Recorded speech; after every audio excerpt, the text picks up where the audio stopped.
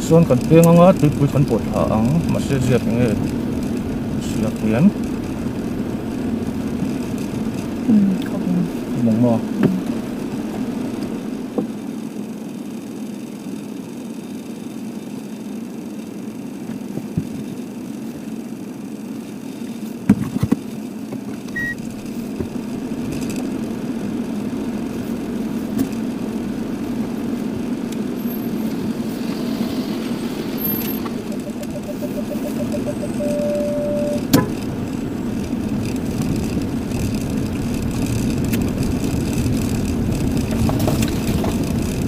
đó thôi mình tùy con mình tụi mình mò vậy mình sẽ út mày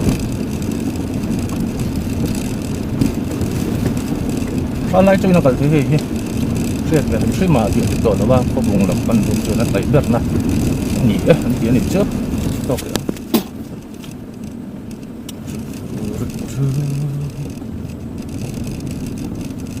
về đây là hiến số này tin đàn để thấy này chứ số là mạng một đàn tiếng mà sẽ bị om đang phía đang sản xuất với nào om liền lầu hiến điคุยกันปวดทางอ่ะจนเป็นขบงแต่เบียดหันหลัวคุยปวดทางก็ปวดเลยไอ้กัน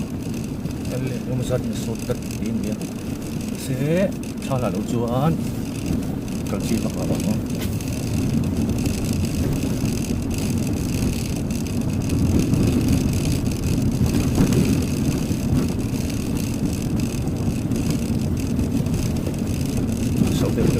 เร็ว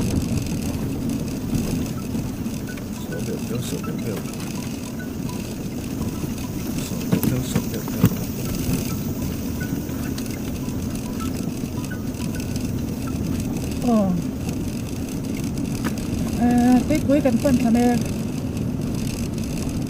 นั่นตลอดทุกวันนั้นคนก็ลากไปเรา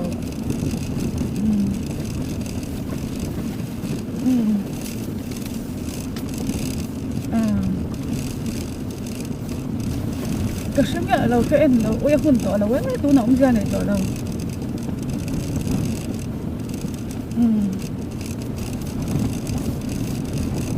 Ano ba? Buhat ka nito, Oo. Sa, ano ba, kadara kayo.